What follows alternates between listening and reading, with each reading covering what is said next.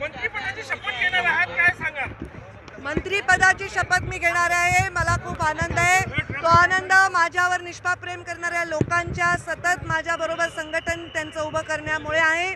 माझे राष्ट्रीय नेते, जगाचे नेते नरेंद्रजी मोदी आणि अमितभाई शहा आणि जगतप्रकाशजी नड्डा, बावनकुळे साहेब आणि देवेंद्र फडणवीस यांचे मनापासून आभार मानते.